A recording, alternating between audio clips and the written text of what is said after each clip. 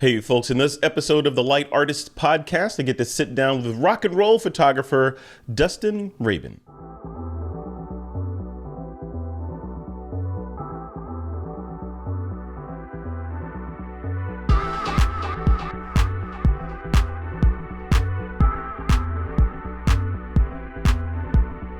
Hey, folks, welcome back to another episode of the Light Artist Podcast. I'm your host, Frederick Van Johnson. Today, I have the honor of sitting down with a rock and roll photographer. We're going to find out what that means and some of the details behind shooting that genre. But Dustin Rabin has agreed to sit down with me and open the kimono a little bit into the world of rock and roll and rubbing elbows with people that, you know, we only get to see in videos and that sort of thing. Dustin, welcome to the show, man. How's it going? Hey, Frederick, how you doing? I didn't know I could wear my kimono. I just have a shirt. I told you to wear the kimono. Where is it? I didn't get that email. You didn't get that email. Well, cool, man. Welcome to the show. I'm excited to chat about this and NFTs and, you know, all the cool things that are happening in the world and in your world especially. You are in one of those genres of photography that I look at as it's got a number of barriers, right? So first of all, you have to be a competent, amazing photographer, right? Even to be considered to be behind the scenes to shoot this kind of stuff. But then there's the pressure of being around celebrities, you know, of course. I don't know if you still have that after being in the business for so long, but I would feel like, oh my God, that's so-and-so, right? And shaking the hands trying to take the picture. So there's that level of it. And then there are the technical challenges of shooting event or concert photography and with lighting that's just ridiculously changing all the time and all that stuff. So let's just start with a little background. Let's start with who Dustin is. Like, what brought you into this world of image making and content creation and photography? Okay, I'm gonna have to try to remember this far back. Come on, it's like 15 years, whatever. 15 years, more like 30 plus. Well, when I was a kid, my dad was a filmmaker and also he went to school for photography, but he wasn't a professional photographer. He was more into motion picture. But he taught me how to use an SLR. I guess it was a Minolta. I don't know the model, but everything was manual. This was probably in 1980 when I was like 7 or 8 years old. And yeah, right off the bat, I just found it fascinating that you could change a couple of dials and have everything be in focus, or just have one thing be in focus, or have movement or no movement. And so I learned those basics at an early age, and I probably didn't, to be honest, I don't think I really used those skills again until college, because there was a period where, you know, there was the Kodak disc camera, which like the negative was like that big. And everything was automatic. So many kind of Instamatic cameras, not just Polaroids, but ones that are just fully automatic, and you can't even, like point and shoots, but even more basic than the ones there are now. So from probably age, you know, the time when you want to take pictures with you and your friends when you're a kid, teenager, it was all the automatic cameras. So I didn't really use what I had learned as a 8-year-old until I was probably in my late teens.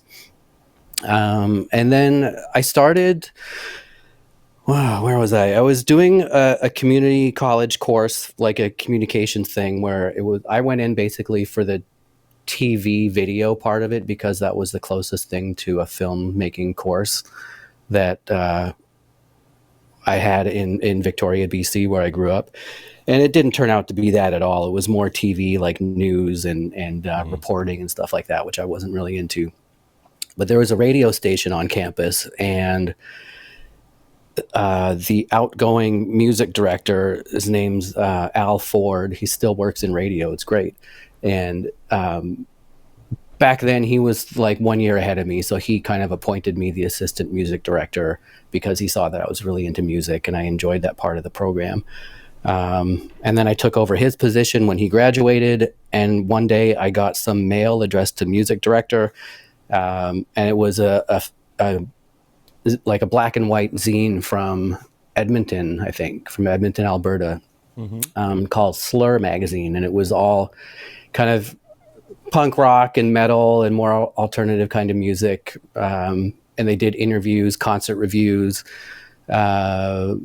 basically anything having to do with live music. And so they said, if anybody in your program wants to submit anything, we'll be glad to publish it. And I thought, okay, might as well try that out myself. So I got a photo pass for a concert in 1992, a band called 5440, who are a Canadian band. They're also from the West Coast in Vancouver, which is close to where I grew up. And it was great. I didn't know what I was doing. I didn't know you only got 2 songs or 3 songs, and I didn't really understand how to shoot a concert, but I did it, and it didn't really turn out too great. But it, the good thing is that it really sparked something in me, and I thought, wow, that was cool. I got to stand in front of the people in the front row for a few songs, and it just kind of, I don't know, it's something I'd never experienced before. I'd been to concerts, but I'd never been that close to an artist before. So it was kind of fun. And slowly but surely through them, whenever a band came to town that I was interested in, I would give them a call and say, would you publish pictures of so-and-so? And they're like, yeah, totally. So for a few years I did that, and just built my portfolio. And then eventually, I don't know, a lot of the bands that I wanted to photograph weren't being covered by mainstream media as much, so I had to think of something else. And I think Slur might have stopped publication by then, maybe in the mid-90s. And the internet was this brand new thing, and a friend of mine named Slavin was just like this computer genius and knew everything, not only about computers, but about this internet thing, you know? Yeah. And he said, why don't you do like a website? I'm like, how do I do that? And he showed me, he said, here's a program you can use. You just design it like a Word document. And so I started my own online magazine. And just from my training in publishing and print and all that, I wanted to format it like a magazine. So it was basically you wouldn't have to scroll very much. It was the width and the height of the screen. And it had page numbers and a table of contents, and you'd flip through the pages. Had different sections like concert reviews, album reviews, band interviews, profiles on other photographers. And it just allowed me, basically, when you call up a promoter and say, I want to shoot this show, they say, cool, who are you shooting for? And you have to have somebody to shoot for. So now that I had my own online magazine, they allowed me to come in and shoot for that. And it got bigger and bigger and bigger over a period of about 2 years. I know this is a really long story, but this is sort of how this is great. Kind of taking notes. it was kind of how I was able to build a portfolio, was just by creating my own magazine, because back then it was the hardest part of the whole thing to break into it, was to have someone to shoot for on a regular basis. And there was a lot of competition. And like I said, the music that I like, a lot of magazines would publish, but some of them would be like, no, we're not interested. And then I'd run out of people to shoot for. And having my own thing eliminated all that problem. Is that still a viable path for people to go through if they want to start dipping their toe into this genre? You know, because that was then, right? And the whole internet thing was novel, and you know, having a website was special. Now you can spark up a website on your phone while you're waiting on your In-N-Out burger or something, right? So yeah. So I don't really know. Like, I just have a feeling it's so different, right? Because when I used to shoot in Vancouver, I would see the same 5 or 6 photographers at every rock show. Because this one worked for this newspaper, this one worked for this magazine, this one freelanced, and we all it was the same faces every time. Where now I'll go to a show and I'll recognize a lot of people that I've seen photographing bands from a younger age, like maybe they're late teens, early 20s, and now they're, late 20s, and I just recognize their faces and I know some of them. But for the most part, it just feels like different people every time. And I think so it's different now, where there's more competition because there are more outlets. Like you said, you can make your own website, a blog, or whatever, and if it gains some traction, then you can start getting access to shoot concerts for your own online publication. But I don't really know what people are doing these days, like what route they're taking, if they're starting their own blogs or if they're, shooting for multiple. And that's the thing, you can shoot for multiple outlets now with the internet. It's completely different from when I started. So I can't really talk to how people break into it now, but Yeah. Yeah. I don't know. I've always, no, keep going. No. I was going to say, I wonder, because here I live in a relatively small kind of, suburban-ish town, right? We've got couple little bars that have live music in them, and I often go in there. I'm wondering, what's the approach move, right? If I wanted to shoot there, do I go, okay, let me go talk to the manager or the bartender or whatever and say, yeah, I want to take pictures of this band, or do I talk to the band, beforehand and set it up? And do I have to pay them if there's money exchange, or do they pay me? And then what? Do I post the images like I would a portrait shoot, put them up in a gallery and let them download them, or do I give them a zip with everything? Like, how does that flow go from a professional level? Then maybe we can distill it down to a beginner level. I mean, again, it's completely different now from it was when I started. So I don't know if you want me to explain my process back then, maybe. No, let's talk about your process today. Let's talk about like how it works today. If you obviously you're very well known, right? So if a particular band or musician says, you know what, we're going to be in Toronto in July. Then what? If you see that schedule, do you approach them to shoot it? Or their management reach out to you as part of the logistics for setting up that event, and then you get booked and paid? How does that whole flow work? Usually, if it's somebody that I've worked with before, they might give me a heads up and say, hey, we need some new live shots or some new portraits. We'll be in Toronto on whatever date. Are you available? And then it's just a fairly straightforward kind of business transaction, like they tell me what the pictures are needed for and what they're licensing them for and what the budget is, and we work something out. If it's somebody that is coming to town that I've never worked with, but I would like to work with, I'll approach their management and just ask them if they're looking for any new pictures. And then inevitably they want to know, okay, well, do we have to pay you, or is this a free thing? And it's an ongoing conversation because it depends on what their usage is. If they say we don't have any need for any pictures right now, but if you want to shoot them for yourself, that's great. There's not really going to be any money involved. And then at a later date, if they decide we really like these pictures and now we're doing a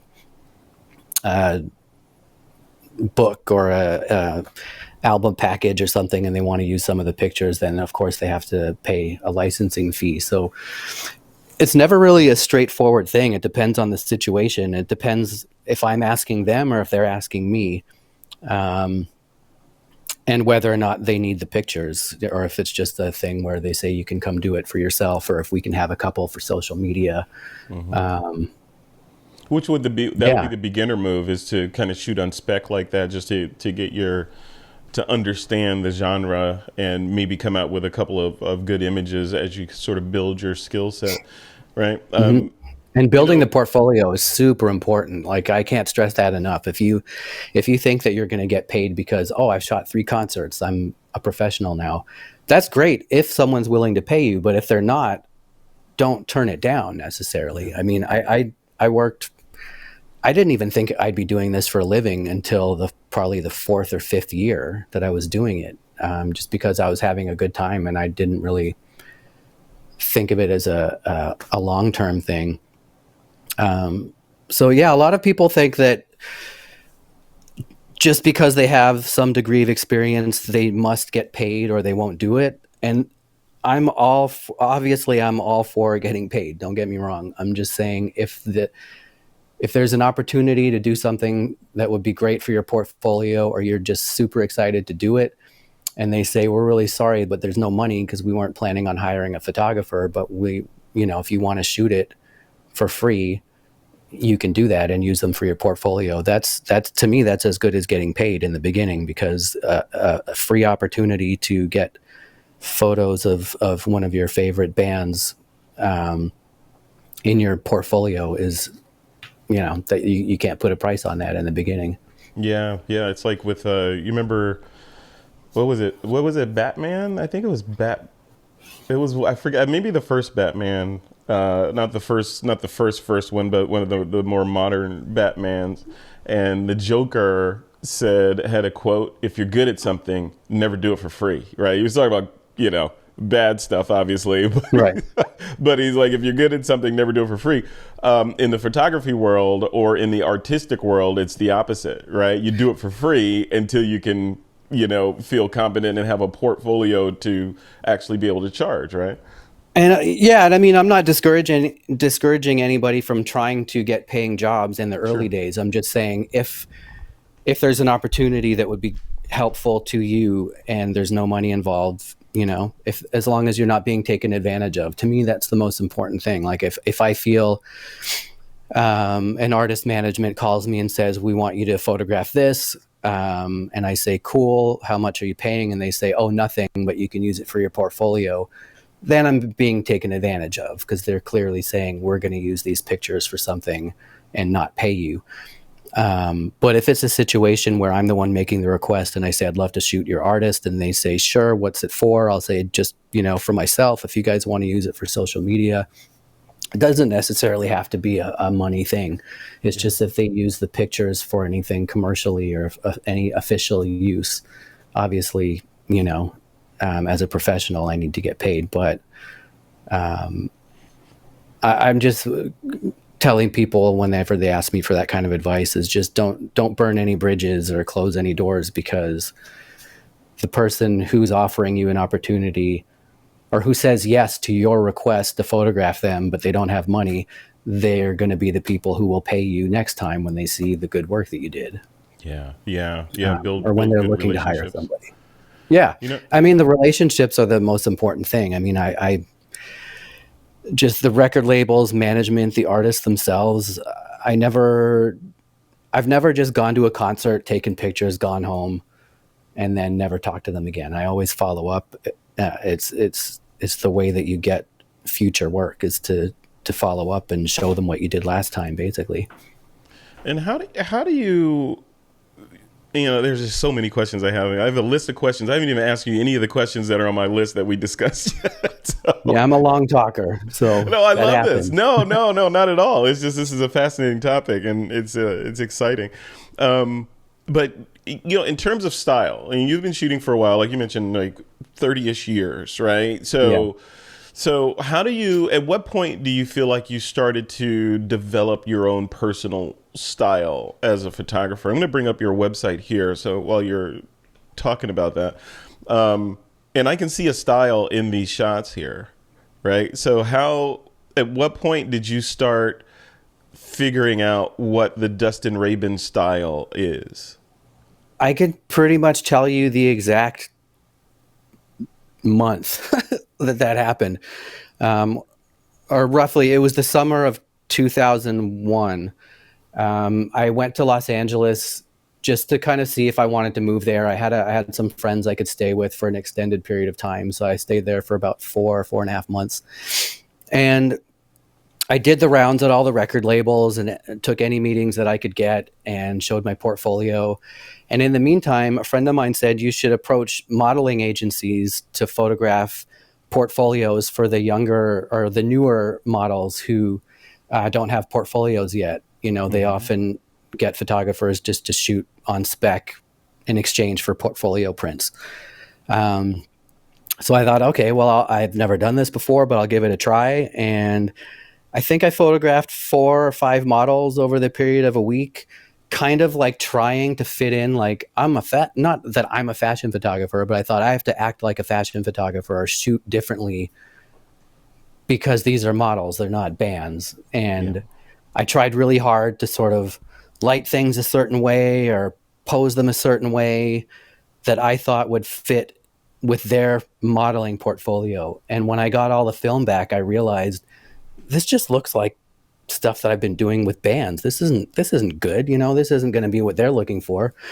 But it turned out that they did. And I just sort of realized, okay, even when I'm forcing myself to try to look like something else, I ended up looking like everything I'd been doing till that point. And that's honestly when I realized, I think it's just ingrained in me now that no matter what I do, it's always going to have a piece of me in it, because it's just the way I look through the viewfinder. It's the way I interact with the subjects. I don't know. It was like I couldn't point out exactly what it was, but the pictures I took that summer looked just like everything I'd been doing for the 5 years prior. And that convinced me that, okay, I have my own style and I can't escape it even if I try.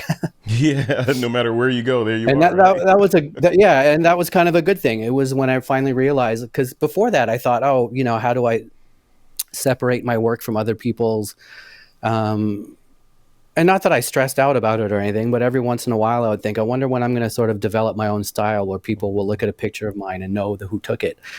And I think it was that summer, because I just embraced it and said, well, this is what my work looks like now. I mean, this is just the way it is. I can't even change it. So why try to change it?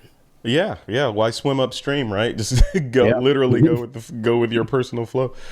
One of the directions I wanted to take this conversation is, I want to talk about gear a little bit, but just more from the standpoint of the behind the scenes work and working with these talented, I'm gonna guess, eclectic kind of personalities, right? Mm-hmm. And being it could be I see it as, I don't know, I'm an outsider completely, so completely uninformed opinion, but I see it as you needing to be the soberer guy in the room, right? That's as running around and you got a job to do and they're having fun over there. If you're behind the scenes, they're having a great time. Your job is to capture that great time while not interfering with the great. I don't know. How does that work? Does it work like that? Or are you part of the band when you're back there like, hey, Dustin, get over here, have a beer? How does it work? Yeah, I mean, that's the thing, right? I feel like if somebody trusts you enough to be a photographer in their personal space, is because they already know you well enough. Like, I don't think I've ever really done that with someone the first time I met them. So there's definitely a degree of comfort on their part. And I think that by virtue of that, I'm not like an outsider, like I try to stay in the shadows and always kind of not be seen while I'm taking pictures in those situations. But at the same time, I don't completely distance myself from them, because it's usually friends of mine. So yeah. And and if they're just passing through town and I haven't seen them in a while, we'll want to catch up and hang out. And it's not, I don't know. And also, I don't think I've ever really been on assignment, so to speak, where it's like, we need you to shoot backstage stuff and get this, and this. It's more, I'm shooting the show and I say, do you mind if I shoot some stuff before and after? And they're like, yeah, no, totally. And I'll do it. And it's not like I have a list of things that I need to get or any kind of obligation. It's more capturing what I see. And if I feel like stopping and having a beer, there's nothing, there's no one to tell me, you got to get back to work. We're paying you to be here. And the backstage stuff is pretty casual, I would say. What a great world. It just seems like a whole different exciting world. To you, it's a walk in the park, right? To average humans, it's like, holy crap, you're back there having a beer with these people that are not only making this art that I enjoy, but these are celebrity level people, right? I mean, how do you like, I mean, maybe this is just a fanboyish question, right? Because you're like, yeah, whatever. That's just Bob, whatever. But to me, it's Bob. He's on stage in front of 50,000 people, playing these songs that will be with us for the rest of our lives. How do you get past that? I mean, some of them are friends, obviously, so you're already past it. But if it's a new personality that you haven't shot before, a new artist, how do you get past the, oh my God, this is fill in the blank? I don't think I ever do get past it. Like obviously I don't let it affect my work and be like, oh my God, I'm shaking. I can't photograph this person. But deep down, I'm like, holy shit, like that's so-and-so. I mean, that's like a big deal for me to be here. And I appreciate every single moment. Like there's not a moment that goes by when I'm doing that kind of work where I don't realize and appreciate where I am and what I'm doing. I can internalize that, obviously, to be professional, but I haven't, when you said it's like a walk in the park, I would say in the way that I've done it so many times as I know how to do it. Technically, I know how to go in there and take pictures and do my job, but it's always exciting. I mean, there are bands that I've been photographing for 25 years, and every single show is just like the first time and like the best night. I'll get home and I'll call my mom. I'll say, I just had the best night of my life, and she laughs because she said, you said that last time you called. And it's true though. Every time is just so much fun. And as far as being starstruck and all that, it's not so much being nervous, it's more exciting. Like I appreciate the position that I'm in, and not a lot of people get to be in that position. I don't let it make me nervous, but I definitely get excited every single time. Yeah, which is awesome. Yeah, well, I can see. I can relate, because I was a photojournalist in the military for a while. I remember when I first started, I got that, what the heck am I doing here kind of I'm not worthy feeling when they send me on an assignment to shoot, or photograph generals and, these kinds of people. And I'm like, the vice president came to the base once. I had to shoot that. And I'm like, oh my God, Whoa. This is, who am I? What's an f-stop? Yeah. How do I turn this thing on? Right. It's nervousness. I'm curious, like some of the folks and I showed some of the images, and we'll of course link to your website and social presences from the blog post. But what are some of the more your favorite bands to photograph, or favorite artists to photograph, and why? In general, just the ones whose music I like and that I'm friends with, or that I've photographed a lot of times, because it's like a treat, when you go see a concert of your favorite band every 2 or 3 years or whatever, it's going to be super exciting every time, no matter what. And to be able to photograph them, I feel that same excitement. They might not be the best band to photograph or the most interesting, but if it's somebody that I really listen to all the time, they're just a favorite band to photograph. Because, okay, Alexis on Fire. This is probably, without offending anybody else, maybe my number one favorite on any given night, just because, I mean, look at that. Look at what's going on there, Yeah. Look at that. There's action in every corner of the shot. Right? I mean, I see the guy throwing his guitar in the background. Yeah. Just in front of him, there's a blurry thing just below his left leg. There's like a blurry thing. That's a broken mic stand that the singer just threw.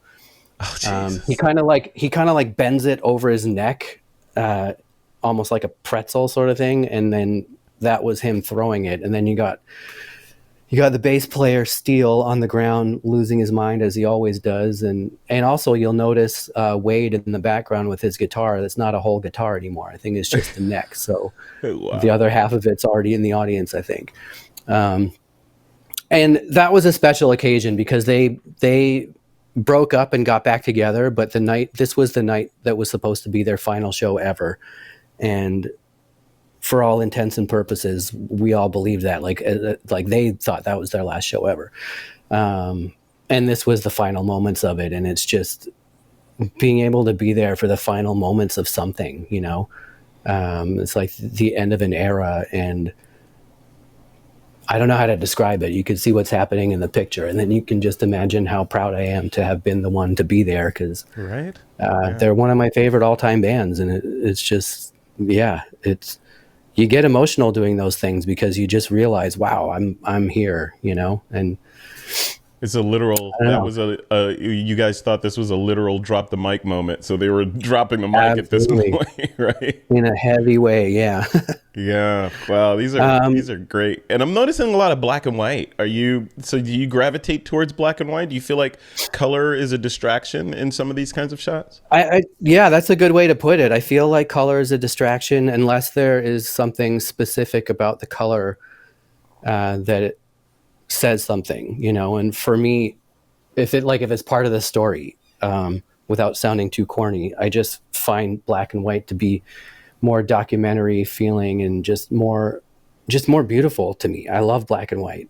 Yeah. I do color, but like I said, when you look at a color photo of mine, it's usually like, oh wow, I understand why he chose to do color for this one.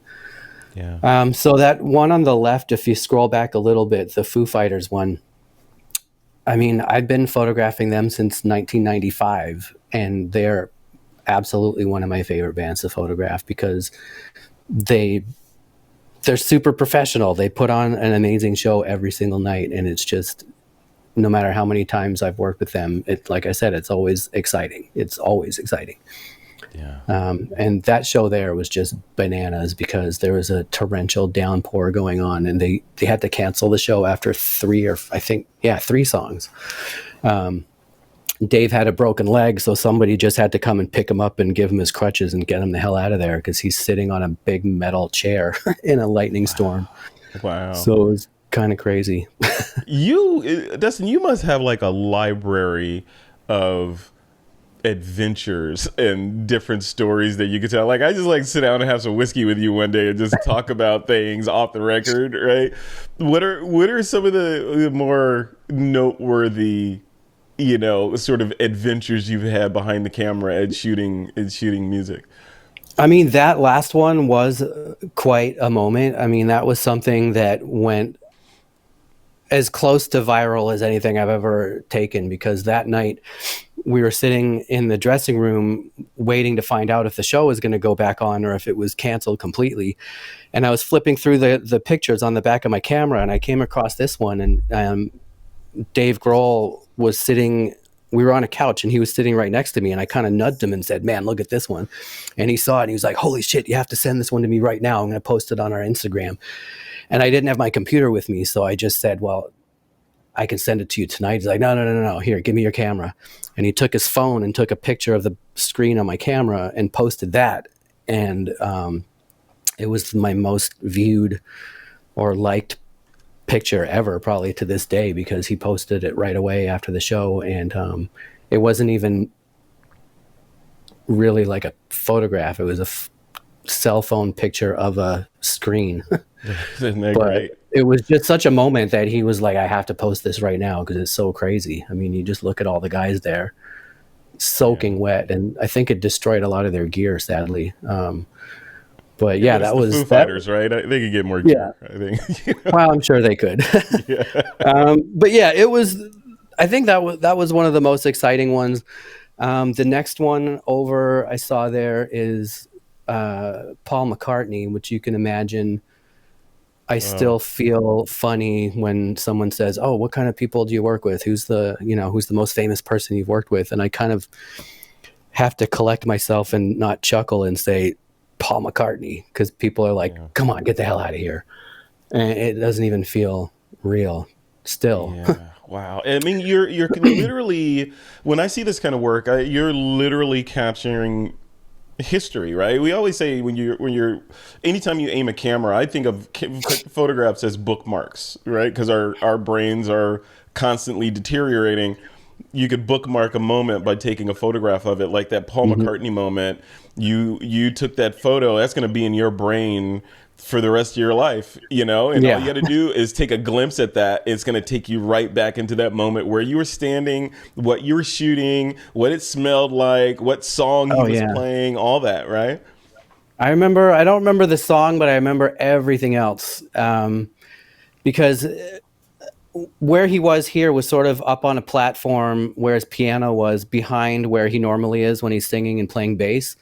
So while he was singing and playing bass up at the front of the stage, I was sitting at the top, not on his piano bench, obviously, but at the top of the 4 steps to get up to that. And And then I didn't know he was going to be coming over to play the piano. So I saw him turn around and he walks over and the spotlight is following him and he's walking towards me. I'm like, oh shit, I'm going to get in trouble. And he just kind of like, I made myself as small as I could, like just crouching down, not to be seen in the spotlight. And he walks by me and he pats me on the shoulder and he said, pretty fun, huh? And I'm like, yeah, it's pretty fun. Wow. And then he went up and sat at the piano bench and I went and stood right behind him. And it's just crazy. Like there's things in life I just can't explain. And if I didn't have photographic evidence, nobody would ever believe my stories, I don't think. You know, you're gonna have to write a book, right? Because I've been thinking, yeah, do it, man. Like Pete Souza, right? In his White House years, doing all that, and he had to write. Oh my God, yeah, yeah, right. I mean, that was incredible. It's important. I think you have an obligation, to be honest with you, because I mean, the photographer is the fly on the wall behind the scenes that sees things that people in the audience don't see, that the musicians don't see, right? You see it all. You get it. You get the whole vibe of the thing, and to have it recounted through your words and through your photographs, I think is important. And I think you're right, because, you know, having seen the things that I've seen and the important public figures that I've gotten to work with, I think that it would be a good idea to sort of put it into words. But I think it would be a very different book than people expect, because people expect the sex, drugs, and rock and roll. And I feel like I came after that, you know. I wasn't photographing Motley Crue in the mid 80s, for example. And I think a lot of people say, what's the craziest thing you've ever seen backstage? And I'm like, I don't know. This one time I did shots with Dave Grohl after a show got canceled because of a thunderstorm. I'm like, cool. Was he wasted? I'm like, no, it's just the two of us sitting and chatting, and we had a toast to friendship. Is that a stereotype? That's a stereotype, right? That whole behind the scenes world is just, maybe now sex, drugs, and rock and roll, right? It used to be a real thing, and it still is. There's still bands that live their lives like that, and all the power to them. You know, they're living their dream. But I feel like the people that I know, while they do like to go out and have fun and go out on, you know, if they have a night off, go drinking till 3 a.m. and go eat a big steak and just walk around the city having fun. That's everybody does that, though. You don't have to be a rock star to do that. Like, it's not. I think people have they look at bands like Motley Crue and read a book like The Dirt, and they think, oh man, every big band is like that. But and my mom worried about that for a while. I remember I was on tour with a band, and I called her up one night after one of the shows, and she said, "How, you know, what are you guys up to?" And I said, "Nothing. You know, what do those guys like to do after shows?" And I said, "You don't have to even worry. One of them's FaceTiming his wife and kids. The other one's playing a video game on his PlayStation. One of them's sleeping, and I think the other one's outside having a cigarette. And I'm just hanging out. Like, you don't have to worry about me." Yeah. And I mean, like, it's not always that tame. There are definitely nights where it's fun, but it's nothing. It's nothing outrageous as far as what I've experienced. So I think the kinds of stories that I would tell would be like at that Paul McCartney show. There was a moment where it was, I mean, if you know me, you see I'm a Yankees fan. My dad grew up in New York, and his whole family has lived there for generations. And I grew up a Yankee fan and a Beatles fan, and my parents obviously were around when the Beatles exploded. And so to be photographing Paul McCartney at Yankee Stadium was, to me, just like almost the ultimate thing I could do in life, in my job, because it was photographing Paul McCartney at Yankee Stadium. I mean, just standing in Yankee Stadium on the field, I was like, holy shit, this is where my favorite baseball players play. This is nuts. Mm-hmm. And so after the first song ended, I was on the stage in between two guitar amps, like right there. There's nothing blocking me. It was the only place that they said I could go because there was a little space, but usually I hide behind things. But here I was just kind of out in the open. And after that first song, I just kind of got up and ran off to the side of the stage and sat on one of the other speakers. And I just started to cry. because I was so overcome with emotion thinking about, and my dad passed away when I was 21. So he wasn't, he wasn't able to see me have those experiences, but just knowing that he was there, he was at Yankee Stadium with me shooting one of the Beatles. And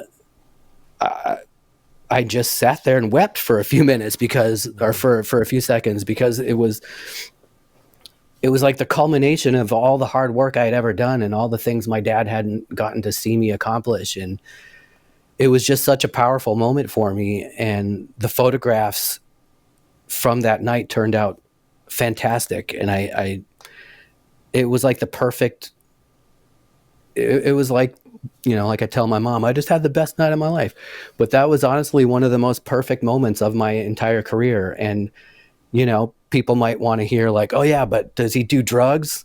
No, I mean, he does not do drugs. And that has nothing to do with the story. And that, those to me aren't the memorable stories, because that's not what I'm photographing. And it's not what I'm into. So I don't know. It's just a completely different, it would be a completely different book than a lot of people would expect, I think. Which is great, right? I mean, and again, now you have an obligation to kind of, I don't know, set the record straight, right? That's the title of the book, Setting the Record Straight, Rock and Roll Photography with Dustin Rabin, right? There you go. Yeah. I want to switch gears a little bit and talk about, as we wrap up here, I want to talk about gear and the sort of how the advances in essentially focus and low light performance has affected your work. Because I look at shots like this one and I'm like, if you were, I'm guessing this wasn't shot on film, but if you were shooting this on film way back in the day, you need to have some serious skills in front, but behind the camera and in the dark room to get this shot to look even close to what this looks like, right? Yeah. So can you talk about that a little bit? Like, what gear are you using and how has it evolved over the years to allow you to get shots that probably wouldn't have been possible a couple of years ago? I mean, to be honest, I use the Canon 5D Mark IV now. I switched over to Canon when the 5D came out, and I upgraded every time it came out, but it's by no means the best camera. It's a great camera, but it's not like the top of the line. I don't know. I don't think I've ever had like the best piece of equipment before. So you're not a gear person. You don't have gear acquisition syndrome? Not so much. I mean, I feel like I want to make sure that I have, the best gear that makes sense for what I'm doing, to make sure that I get what I need. But, but like you said, though, that was not taken on film. If it was, it would have to be like the perfect moment, like if there was one light flashing brighter than the others, or if somebody was a little bit darker, the contrast would have just been too crazy to make a print that looks like that. So yeah, digital definitely does help in that way. The way that it helps the most, though, is that you can sort of, if there's a song where the lighting is kind of crazy, but at least it's consistent for the whole song, you can take a couple pictures, look and see what you're doing wrong. Okay, they're using a really fast strobe light. I should lower the shutter speed. And then you do a few more and go, okay, yeah, that's working. Where with film, you just kind of say, oh man, I'm going to use my experience to know that this is probably the right range. And I'll bracket and I'll try a few different things while I'm here, but you don't really know which one worked until afterwards. Yeah. So it's not just a matter of quality, it's more a matter of just knowing if what you're doing is working or not right away, instead of finding out after it's too late. Yeah. Whereas in the film world, it was, oh man, I shot that whole roll of 3200 with the wrong exposure. Now everything's blown or unexposed. The other side of this, looking at some of these shots, what what's the lens kind of decision process? Are you a prime shooter? It seems like since you're bouncing around, it seems like you're moving around a fair amount that you need the flexibility of a zoom. What do Yeah. you gravitate towards? 9 times out of 10, it's the 16 to 35. And then if I want to get in closer, I'll usually bring a 70 to 200 because that's still a pretty good range. Like 70 is still not super tight, and 200 is great for if you want to get close-ups. Those are two of the only ones that I use. Like if it's a lot darker than I'd anticipated, or if I wanted to create something a lot moodier with a shallow depth of field, and I have the opportunity to get into certain positions to get what I want, I'll use the 50 1.2. Just because it's such a brighter lens. But for the most part, like everything you're looking at here is somewhere between 16 and 35. Wow. Probably 16, most of it. And what about your portraits? When you're doing, straight up portraits, are you still using that same kit, or are you using the 50 I like the 85? 85. Yeah. I switch between the 50 and the 85. And depending on what it's for too, like if it's with a larger group and I want to get in nice and close to give like a little bit more of a, not like a fisheye, but a little bit more up close perspective, I'll approach them and I'll get closer to them and use a wider lens. But yeah, a lot of the time I'd go between the 50 and the 85. Yeah. So you're not running around with, okay, here's a bag with 12 lenses in it that I can choose from depending on the situation, and I'm gonna grab your like 1635, the 50 or the 7200, and you're good to go. That's it. If it's for concerts and I'm physically carrying these on my shoulder, yeah, like I talked to my chiropractor about that. It's like, why are you leaning to the right, Dustin? I don't No, I saw him yesterday, and he literally said that one of my legs was longer than the other. And like if I go see him in 2 weeks, it might be the other leg that's longer. So yeah, I can't carry as much as I used to, and I probably shouldn't have carried as much as I did when I was younger. Yeah. If it's in a studio, I'll bring everything that I need and just have it there on a cart, obviously. But sure, for moving around, I'll bring a bag with 50, 16 to 35, 70 to 200. But then fortunately in the position that I've been in over the past bunch of years, where if I'm friends with one of the artists, I can shoot the whole show from wherever instead of first 3 from the pit, which means that I can go up on the stage, put my bag behind a speaker, behind an amp, and then grab just the one setup that I need, go around, take pictures, and be like, oh, I should go grab the 70 to 200. I'll run and grab it, switch out lenses. I'm rarely walking around with the bag with everything in it during a show. Yeah. Which I feel fortunate for more reasons than one, being able to have that kind of access, but that's definitely a perk. So when you're shooting, you're in the pit or wherever, you got your camera with a strap, one lens, and you're going to town, right? And then if something changes, you need that 7200. I know this particular song's coming up, and I know I'm going to want a close up of the artist on the microphone, so I'm going to go get my 7200 and be ready for that. But otherwise, you're just running and gunning with one lens, one body, right? And that's another luxury that I feel like I have. Being able to shoot a whole show is that usually I'll grab a set list from the band and say, is there anything on this set list where you think I should be in a specific spot? Like if there's some crazy light show that happens during the 4th song, I should be at front of house, so I'm further back and can see the whole stage. And also you become friends with the crew, right? So I know the lighting directors, and I'll always go up to them during sound check and say, is there anything specific that you think I should get during certain songs? And a lot of the time it'll usually be like, oh, this group of 3 songs would be great from way back here because the lighting is crazy. And then the rest of it I just play by ear based on knowing the songs well, and just sort of knowing where certain people will be on stage and kind of the general vibe of how the lighting will be. It's all instinct at a certain point if you've done it enough times. But I do like to always check with people like the lighting director and just say, what do you think about this set list?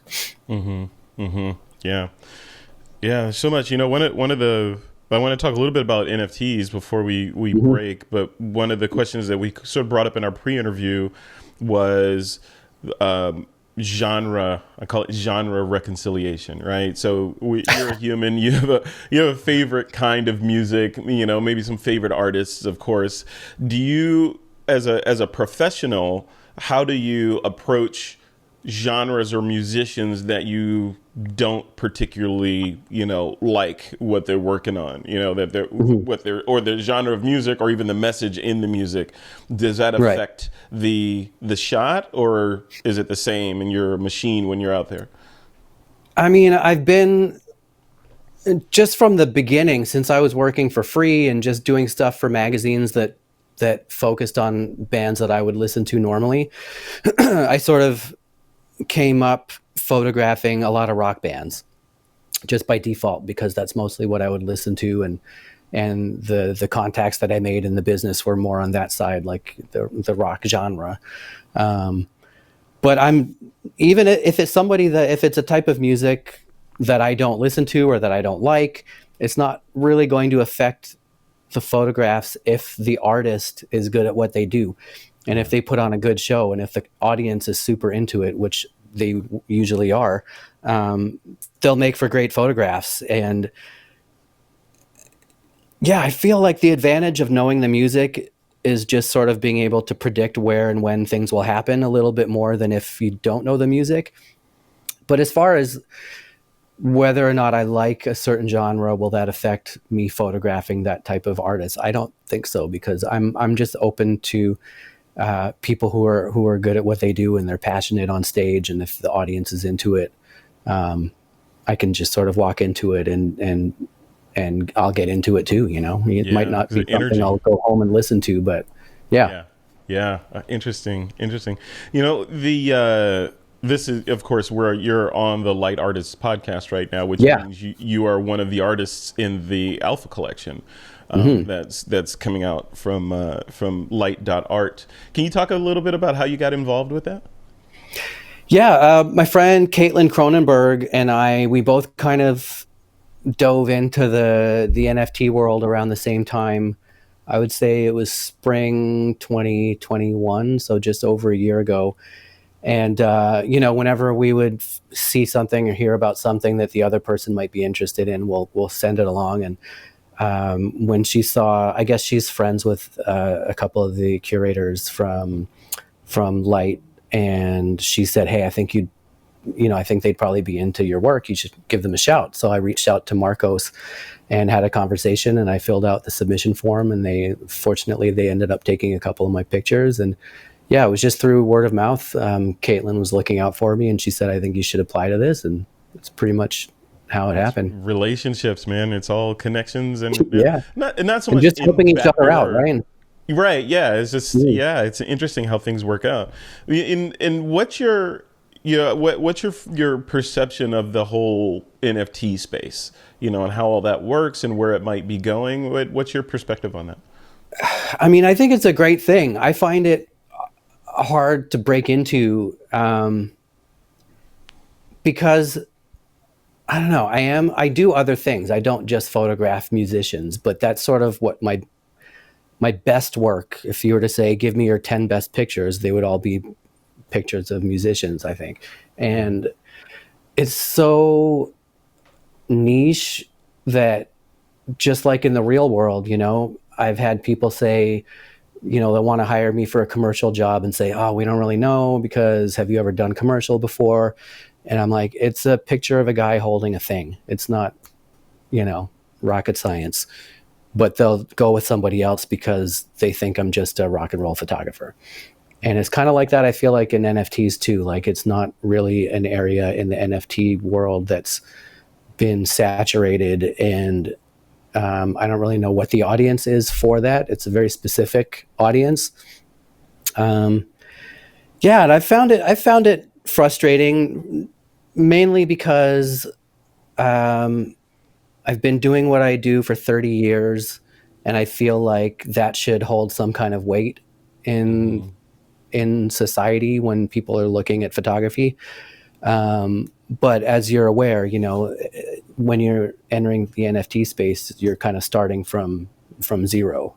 Yeah. And I was ready for that challenge, and I got into it, and I've made a lot of friends. I've made a lot of contacts, a lot of just a great network, I feel. But I still feel like I'm pushing very hard and not getting to where I'm used to getting when putting that much energy into something. Yeah. I'm not saying by any means I've always gotten everything I've ever wanted, but anything that I really truly want and try for and have the time and the energy to put the work into, most of the time some form of that goal will come true, whether it's the full goal or just partially. But I feel like hard work definitely pays off. With NFTs and Twitter especially, I've just found like I've been going upstream a lot, and it's getting tiring. So I don't really know what I don't know. In general, I think it's a great space. I think it's a great tool. It's a great platform. I'm just having a hard time kind of breaking into it. So it's been frustrating. But at the same time, you have something like the Light Alpha collection, which is incredible. It's so many different people from all over the world, different genres of photography, and I'm the only one doing rock and roll photography, which to me, I don't look at it as a disadvantage anymore. I look at it as it's something unique in the collection that I can provide, and I feel that it might not fit in with everything else, but I'm proud to be part of it because I have seen the other work and the other photographers, and I'm just really honored to be part of that group. So things like that I really appreciate and feel like being part of something. I find that really fulfilling. Whereas when I'm breaking out on my own, trying to make it in Twitter, for example, it can get frustrating, but I definitely feel like being part of a collection like this is a big win, and not just for me, but for everyone involved. And I think it's a really special thing that they're doing. All right, man. So we are coming up to the end of this interview. This has gone fast, right? It was fun. Yeah, I can't believe it's already been over an hour. Yeah, it's crazy. Where, if people want to check out your work and see what you're working on, and learn from you and all that stuff, how do they get in touch with you or otherwise connect with you? I would say either through my Twitter or my Instagram. There's in my bio, there's the link tree. So it's all my social media is at Dustin Rabin. And I have links to my NFT work, but also to my print work at Morrison Hotel Gallery, and also my contact information if anyone wants to reach out. So yeah, I would say both of those are the best way to get through. Fantastic. All right, man. We'll leave it right there. Congratulations on everything you've worked on, are working on, and will work on, including that book. I think you need to write that book. Yeah. We'll see. It's definitely been on my mind, so I'm glad you brought that up. Yeah. No, I think it's important. But thanks for coming on, and congratulations on being included in the Light Alpha collection. I'm looking forward to it. It's going to be amazing. And like you said, yeah, this kind of stuff takes a lot of torque in the beginning to get going, right? Yeah. Where you're used to, I got this, no torque, flat lands. This is a wild frontier. So I look at it as you, like initial people that are getting into or into NFTs right now are kind of like, the settlers, kind of in the Wild West, building a town out of scraps and figuring it all out, the whole infrastructure thing and putting it all together. So yeah, it's strange. Like you can have success in other areas and then have to start from scratch again. And like I said, I was ready for the challenge. I just find that it's still a bit of an uphill battle, the whole Twitter world for me. yeah, but it's exciting. Yeah. It's exciting. It is, for sure. All right, Dustin, we'll leave it right there. Thanks for coming on, man. And thank you, Frederick. Yeah, no, of course. Anytime. Enjoy the rest of your week and you too. Weekend. We'll talk soon. All right. Thanks, man.